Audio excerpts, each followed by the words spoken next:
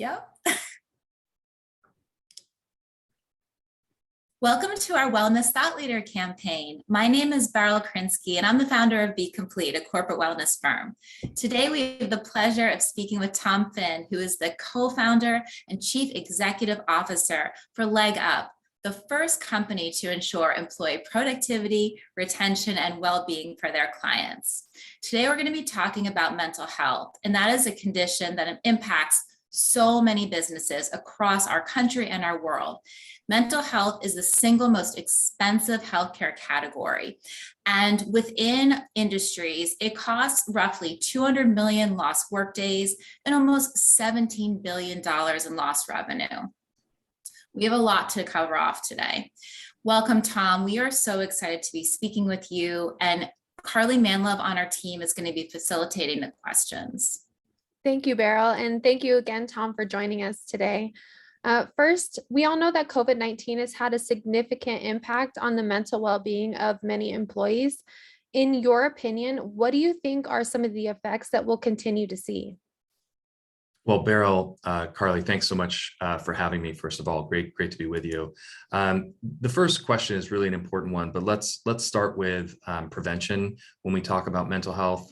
For those of you that don't know, the U.S. did release a new mental health number for those that are in crisis. Similar to 911, it's 988. So I think it's important to start with, prevention. And if somebody is having a mental health crisis, there is support available on a suicide and crisis lifeline across the U.S. There's about 200 crisis centers nationwide that are taking those phone calls. So we'll start there. I think when we start to look at the data on mental health and we start to think about the impacts that this has had on employees over the last couple of years, it really comes down to stress and burnout that we're seeing in the workplace. And those two are combining to create this fear of future, the fear of future state and what that looks like, not only in the workplace, but in society, within our families, within our homes and our communities. And so our data at LeggUP is showing that stress and burnout continue to be on the rise for employers and employees alike. Now, there are lots of mental health providers out there that provide networks of therapists for various acute diseases or care that's needed. And that's really important. But what I would tell you is we're going to continue to see that burnout and stress that leads to bigger issues for employees. And if we can get in front of it, if we can really start to think about mental health as prevention, we're going to have a lot better opportunity to sort of help people long term. 1 in 5 people in the US have a mental health disorder. And I would argue that some of us along our journey, almost all of us are going to have some need for mental health services at some point in our lifetime. Thank you. That's great advice. In the experience that you have with coaching, how do you think that coaching helps to support the mental well-being of the workforce population? Yeah, I started a coaching company 5 years ago, primarily driven by the fact that we wanted people to feel good at work and function well. And if we start to just think about ourselves, right, we're all connected. Our work and our home life is connected. Our physical body and our mental well-being is all connected. And so we started thinking about that very holistically.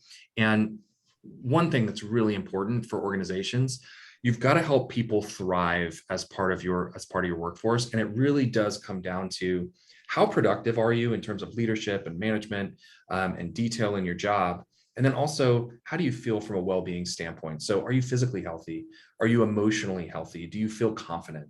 Are you satisfied with your job? They really play together, productivity and well-being, because we have to have both to be successful in our career. So as I think about how coaching can help, it comes down to having the right coaching models and the right products that all align together in a holistic way that create a better lifestyle for that employee. And ultimately for the employer, it creates a better and more productive employee. It creates lower costs on the medical side and their insurance. It creates lower absentee rates, right? And so there's a lot of really good reasons to coach and develop people in productivity and well-being. Thank you. That's a lot of good things to think about. From an HR perspective, how can improving the mental well-being of my employees have a positive impact on my company as a whole? Yeah, I think to understand this, we want to just break it down a little bit, because when we say mental well-being, it just feels like such a big topic.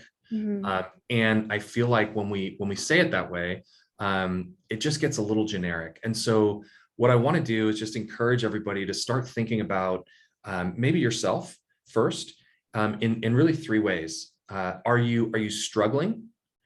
Are you surviving? Or are you thriving? And I think we've all been in each one of those buckets, if we're being honest with ourselves. And so what's really important for an employer to understand is, what percentage of my population is struggling? These are the folks that are going to utilize mental health resources. They're also going to utilize physical health resources in terms of your medical plan. And so that's really important to understand who's struggling, right? Where we focus on at LeggUP is those folks that are surviving and those folks that are thriving.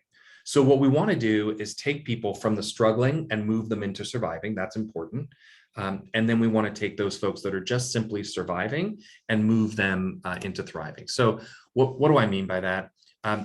When you have integrated people development and mental health, you really want to be proactive rather than reactive, especially when it comes to mental health of a population.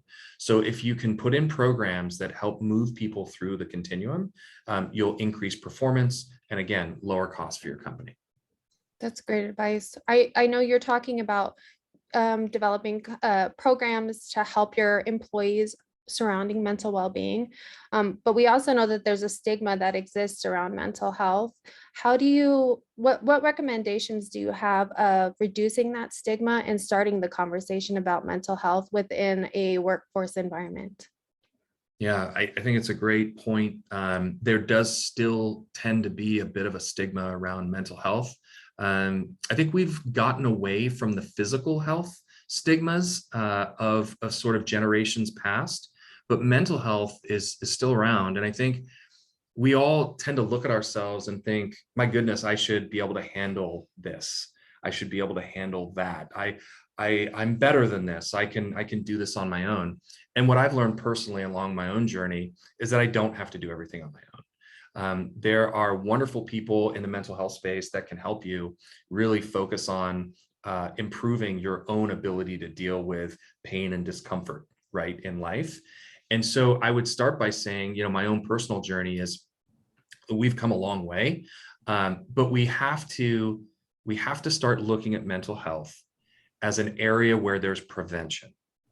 And today what we look at is, oh my gosh, I'm depressed and I need to see a therapist. Okay, go. And what about the 2 years prior where I was dealing with stress and burnout, right?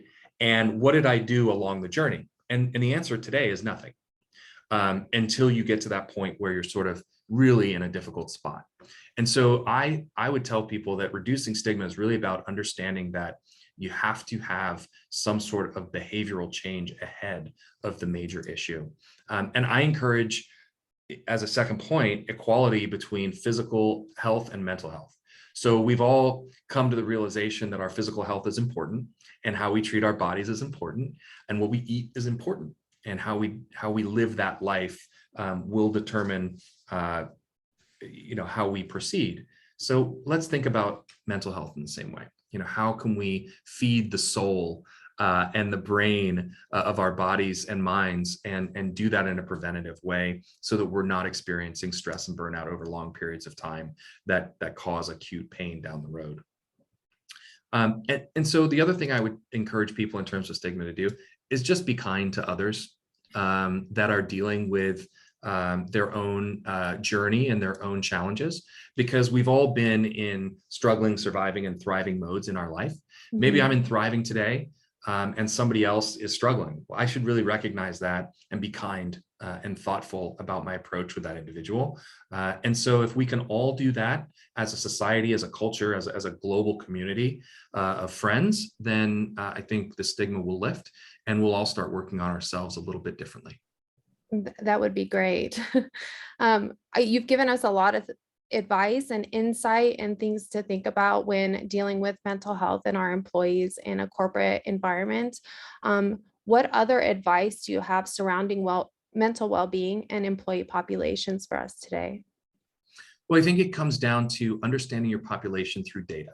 So for those employers that are starting to think about how do I really get into my population, understand thriving and surviving, and those folks that are struggling, you probably don't have the data to be able to really depict what's going on within an organization.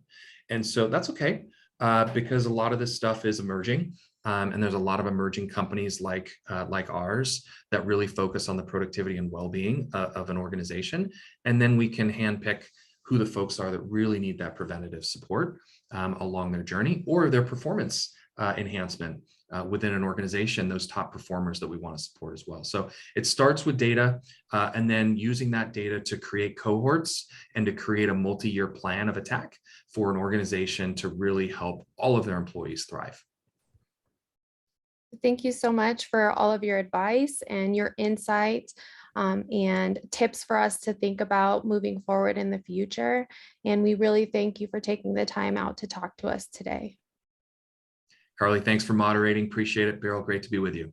Yeah, thank you again, Tom. This is such valuable advice, and we all need to really take to heart the advice that mental health affects every single person in our world. And the more that we can support ourselves and each other, the better that we'll all be.